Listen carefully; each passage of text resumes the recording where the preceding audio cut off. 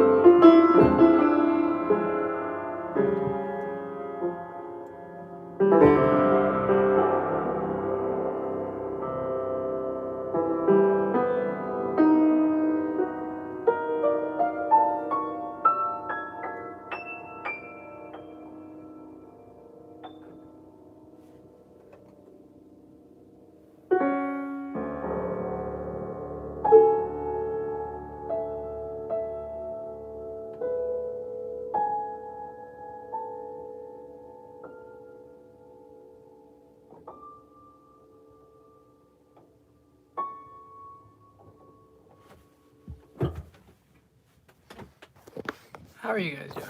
Is this the right orientation? Please let me know.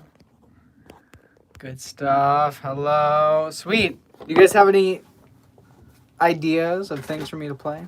Constraints, harmonic progressions, fun things to mess with. I'll give you guys 30 seconds. If you give me an idea, I'll go with it. Otherwise, I'll just play something random. It's only been 8 minutes, almost 9 minutes. It feels like forever that I've been playing.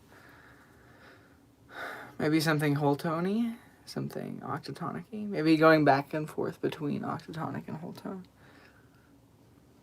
A few more seconds.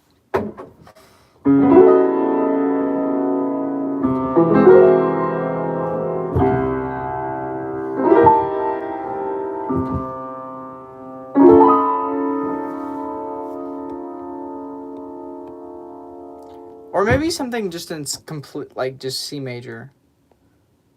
Absolutely C major. Okay, minor chord, a major second from major chord.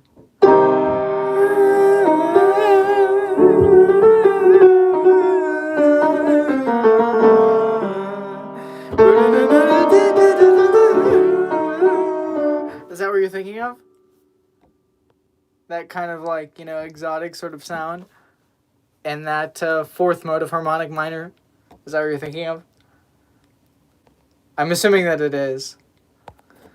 I'm going to mess with that. That's fun. I did a couple of video game tracks a while back that had a similar kind of progression. Sorry, I'm trying to figure out how all this shit works. Okay, by the way, sorry, I must say, just out of sheer desire to express my history, this progression always reminds me of Debussy's Reverie.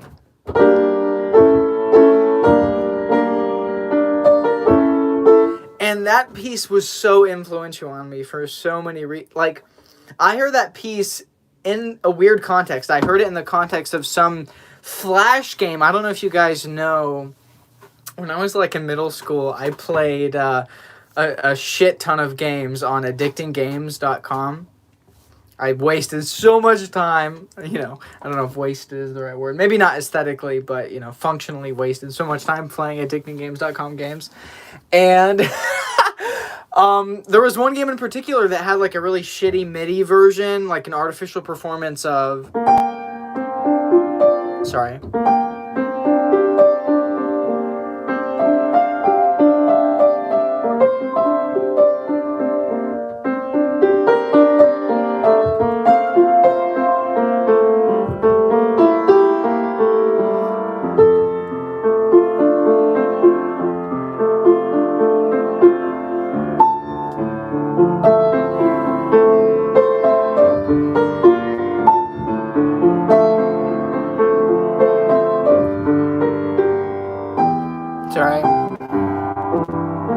Long time since I've played it, but anyway, I assume many of you know this piece well.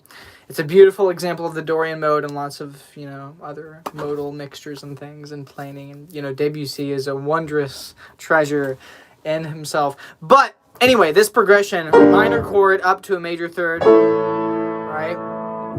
Minor chord down to a major third is also nice, but that's kind of more in the standard diatonic. I'll assume you meant the more exotic version, which is sort of like a scale that is basically the fourth mode of harmonic minor. In this case, G harmonic minor. So the scale would be C, D, E flat, F sharp, G, A, B flat, C. Right? So it's mostly Dorian, but instead of having a natural fourth, it has a raised fourth, and that gives you the. But between the fifth and the third, kind of, I don't know, that. Whereas normally in standard harmonic minor, it's usually between the root and the fifth. So it gives you a little bit of variety. So, and a great example of this is, I've never played this before, so I don't know if I can get it by ear quite, but the Prince of Egypt.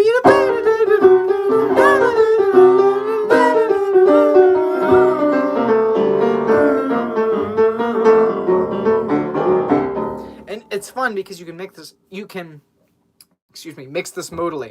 So I can do like C minor, F major.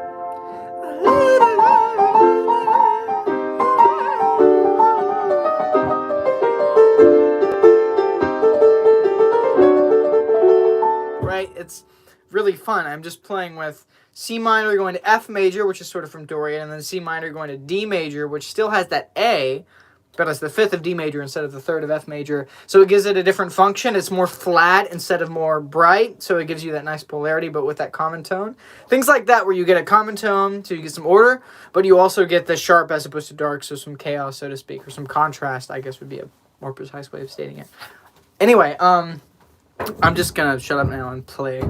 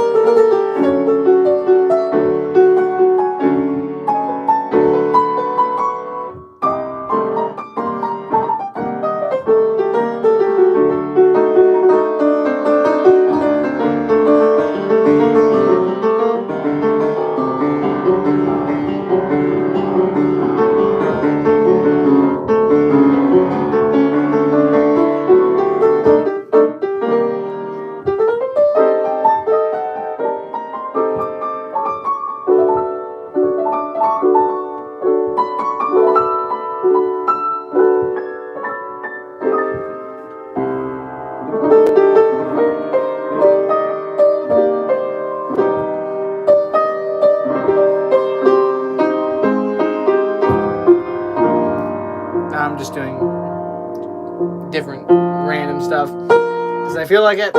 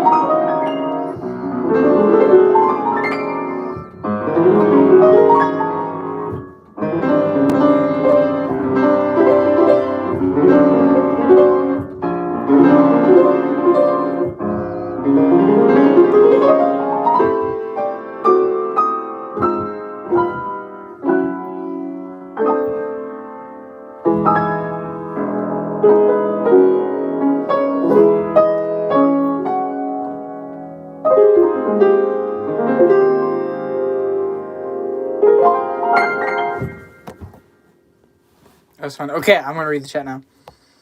Let's see. Orchestral piano, that's an interesting concept. I've often heard Brahms described as as composing orchestral piano music, so to speak. Definitely a topic that's fun. Let's see, what else? Aw, you're very welcome. I'm so glad you're enjoying it. Rhythm, we could talk about rhythm a little bit. Orchestral piano playing, you know what I want to say? Okay, so when you're writing for a particular instrument, first off, can all y'all hear me well? Is the piano super distorted? Is it not too awful? Can you hear the specific pitches to some degree? I'm just gonna keep speaking as you answer that. Okay, cool. As long as you can hear distinct pitches, that's the main thing. I'll get a better setup soon, but in any case, this is my closet, by the way. So it's a very disclosed environment. You can see there is a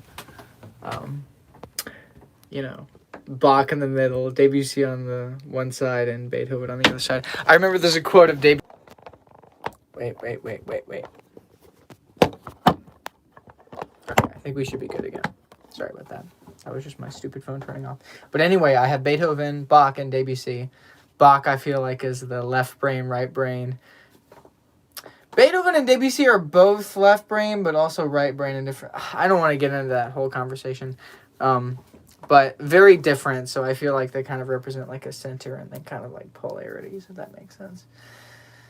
But anyway, so we were talking about rhythm, and then the other thing we were talking about...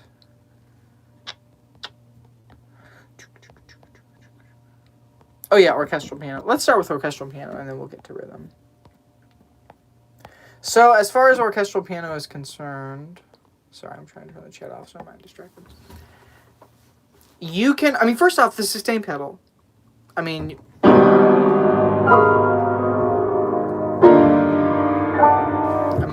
You can get double, triple, quadruple textures very quickly just by using the sustain pedal. Right? So, but the other thing is, because both of your hands belong to one brain, I would encourage you to think of both of your hands as being one entity, as one octopus. Or not octopus, what's the 10? I don't remember. I don't remember. Tentipus. Tentacles.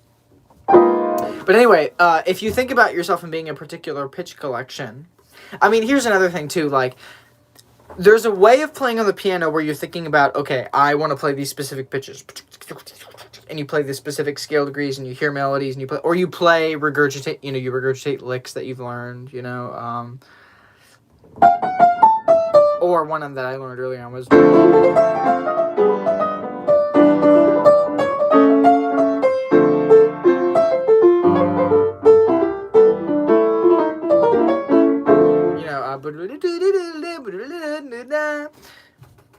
But again, you can abstract those and get lots of different, ideas and things. But anyway, my point is, if you are comfortable in being a particular scale, you can sort of move your hands around and just sort of pretend you're a kid.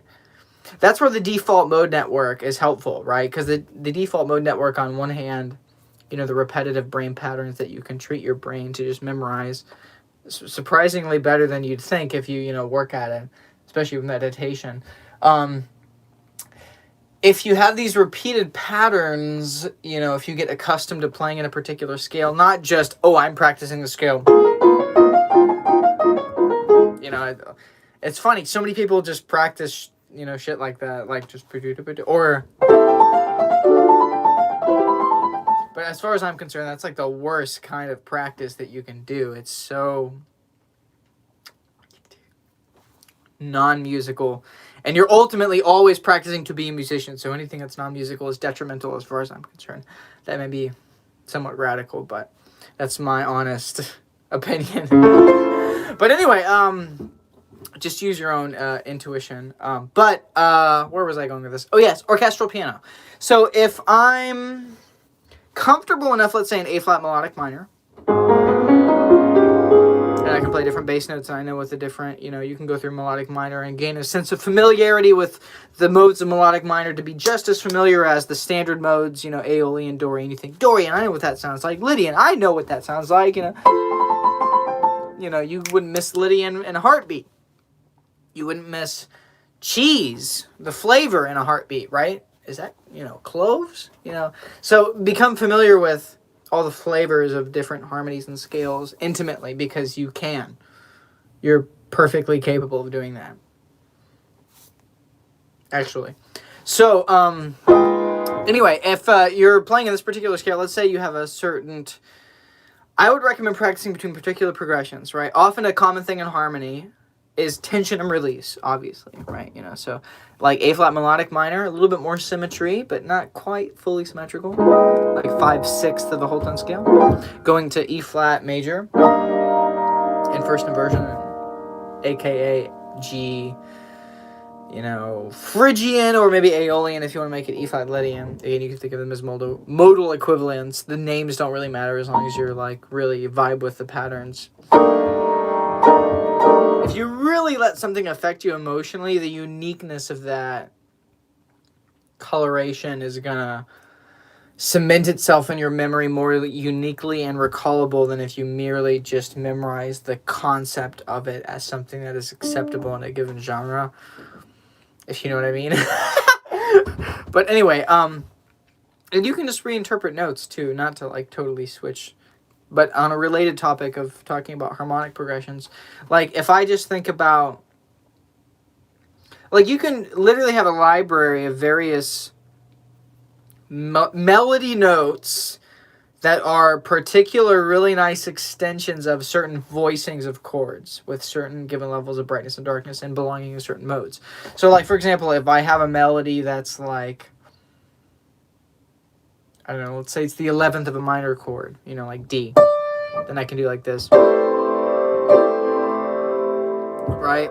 I could also have something a little bit more exotic. If I want to borrow from C harmonic minor, I can do top to bottom, D, C, B, G, E flat, C, A flat. Right? And you can sort of resolve that by half steps, so I can go...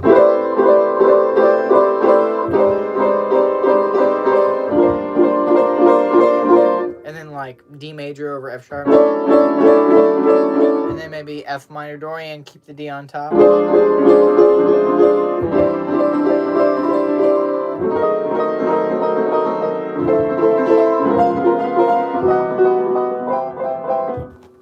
And there are a billion different ways that you can mix these together, as long as you have smooth voice leading and you know where you're moving in terms of brightness and darkness, and you have a kind of intentionality about the narrative that you're trying to create, and it has a nice kind of curve and shape. And when I say nice, I mean trust your own intuition, trust your own innate sense of aesthetics as a human being, and that will guide you much more clearly if you become more in tune with that than the opinions of others, which are more than likely conditioned by the genres that they like. Not that you shouldn't pay attention to that, but don't take it as seriously. Like, if you vibe with something, always go with it. If you don't vibe with something, never go with it, regardless of what other people's opinions are. That being said, if someone suggests something to you, and this is just my opinion, this is me ranting, if someone suggests something to you and you yourself really genuinely, sincerely react positively to it, set your ego aside and instantly adopt it, and, give credit to them in a Twitch stream later or whatever. I'm being half facetious. You know what I mean, though. Just go with whatever the best thing is, regardless of whether or not it came from you or someone else, right? Ultimately, be in service of the music itself at all possible opportunities. It's kind of like what the Tao Te Ching says, what Lao Tzu says. If you don't desire fame and happiness and reputation, and you just sort of selflessly give, then you will get happiness and a good reputation, in response. So it's kind of counterintuitive to the brain. Anyway, I'm going to shut up now, and I'm just going to play more. Let's do something different, though, than what I did before.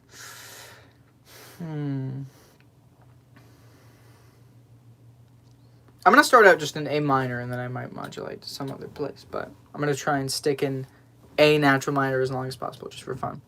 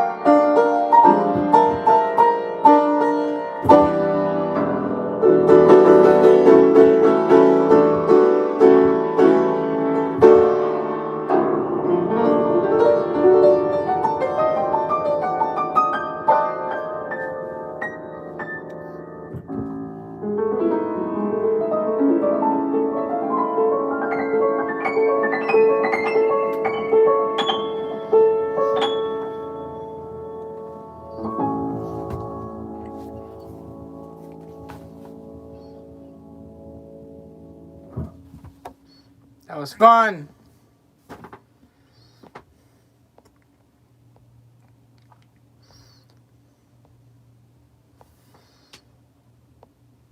Piano and flute.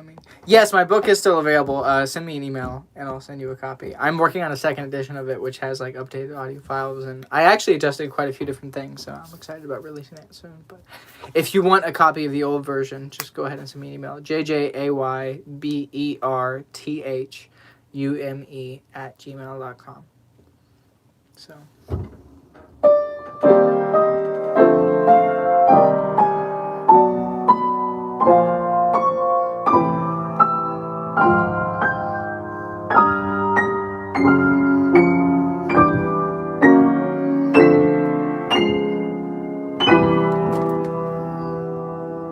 Anyway, y'all have you guys have a good night. Peace.